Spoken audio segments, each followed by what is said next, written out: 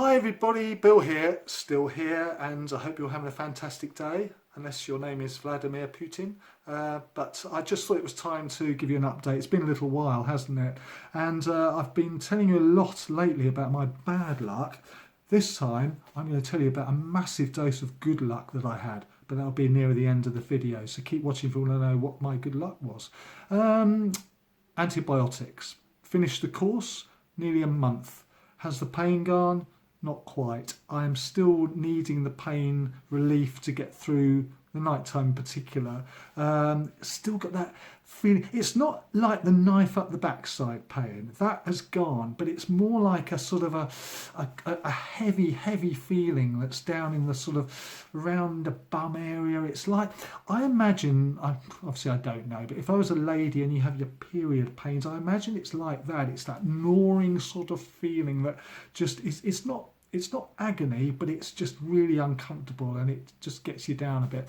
Yeah, that's what's bothering me at the moment, but I'm hoping it's getting better. It is getting better, and I'm still very hopeful that we're going to get all this infection resolved and the pain will be virtually gone, hopefully, by the time I start the chemotherapy.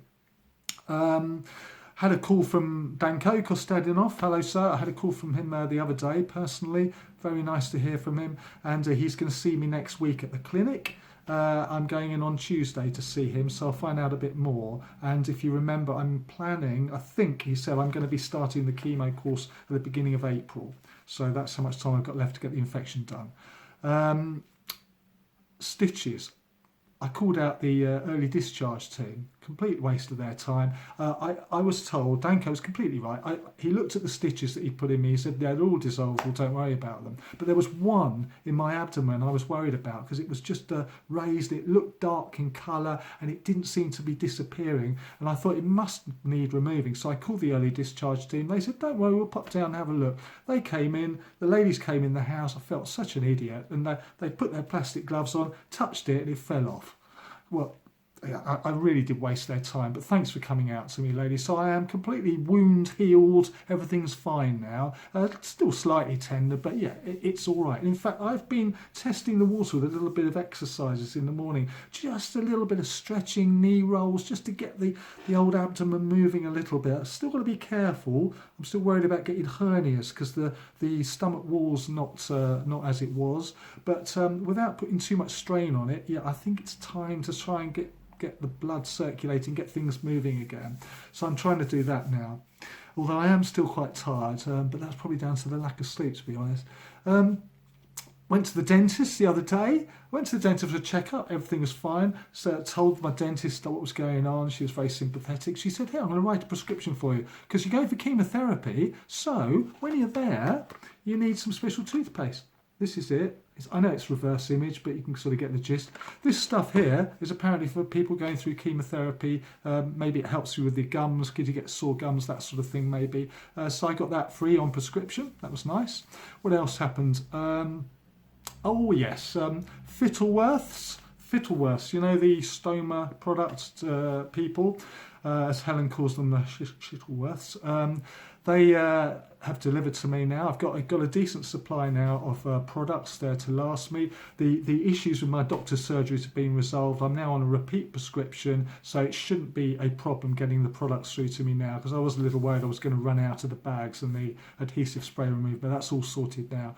And in fact, I'm not getting the holes cut in the Stoma bags now because the Stoma has shrunk. Initially it was large. It was nearly up to 45 millimetres, which is quite that. It looked like a lump of bubblicious, the old bubble gum someone had thrown and splattered against my stomach. It's shrunk now quite significantly. It's down to, well, 30 millimetres. It's about an inch. It's only about that big. It's not that bad. And so the hole needs to be a lot smaller because you want to cut that hole in the sticky bit that goes on it as small as you can, really, because you don't want your skin to be in contact with the contents of that bag, because that's how you're going to get soreness on the skin area. So yeah, I've got that sort of about right now. It's about 30 millimetres. I imagine that's how it's going to probably stay. I'm getting on all right with the bags. That's no problem. PICC lines. Remember I said about the showering? I was worried about the chemotherapy. I'm getting the PICC line put in up the old arm, and that's in there for 6 months. Connie, bless you, Connie Russell, she called me the other day, and the other in, we were talking about this, and she said, yeah, your PICC line, she calls it your lifeline. She said, because obviously throughout the course of the chemo, you're going to be getting lots and lots of blood taken from you and lots of things put into you, and this will save you getting all those cannulas put in every time. It will save you a lot of hassle.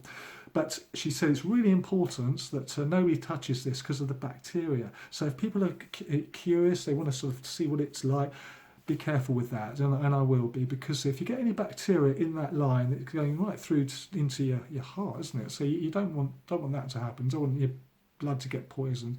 But showering, bought this little product here, found this on Amazon, did a bit of research, I've tested it out, goes on your arm like that, and it's pretty waterproof. I've tested it, I actually put an old face mask, I wrapped that around my arm, which is obviously dry, and tested it after a proper shower to see if it was dry when it came out, and it was. So I think that's going to be okay. I'm going to be using that to shower regularly when I start the chemotherapy course, so I'm pleased about that. Is it time for my good luck? I think it is. Yes, okay, I'm going to talk about my good luck. The good luck! Someone was smiling on me. My guardian angel was there.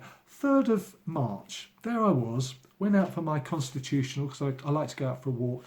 Back roads, all residential near where I live, lovely quiet back roads, very little traffic. I was walking down the pavement, thinking, oh, it's just sun was out, it was quite a nice day. I was on my own, Helen was somewhere else, who normally joins me, but I was on my own. I was walking down the pavement, and this car coming in the opposite direction swerved to avoid a vehicle that was reversing out of the driveway.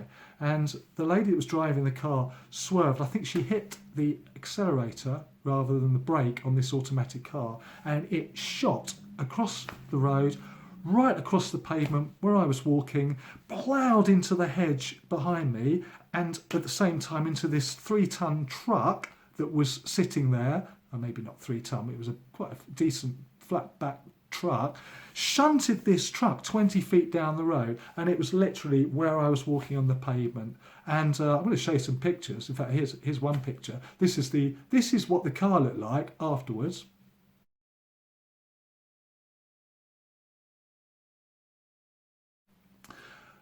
Complete write-off, and this little bit here on the pavement is where I was walking towards the right of the screen as you're looking at it.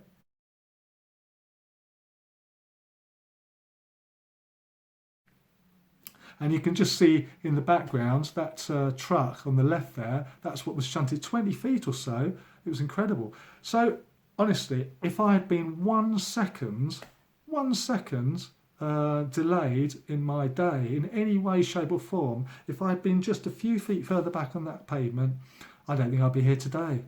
I really think so. It was that close. I was counting my lucky stars. Of course I was calm as anything. I mean, I spent an hour there at the scene afterwards. Everyone was fine. No one was badly injured. Everyone was all right. And yeah, I spent an hour there sort of helping out, really. Felt fine. But I suppose afterwards it's been playing on my mind. I mean, that was a close shave. And all this I'm going through now, I could have very easily ended up back in the hospital. That's if I'd survived it. I'd be there in the ward. They say, what are you doing here? Well, yeah, I had an accident, haven't I? Anyway, I was really congratulating myself on how calm I was. You know, it's just one of those things. No reaction from me. I thought I was pretty calm about the whole thing. Until some dash cam footage was released from the car, the black car.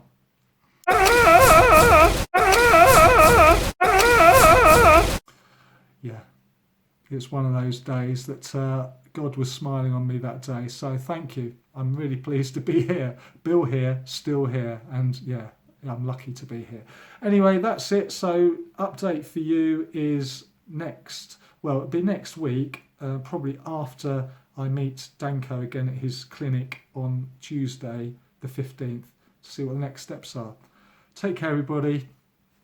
Bye for now.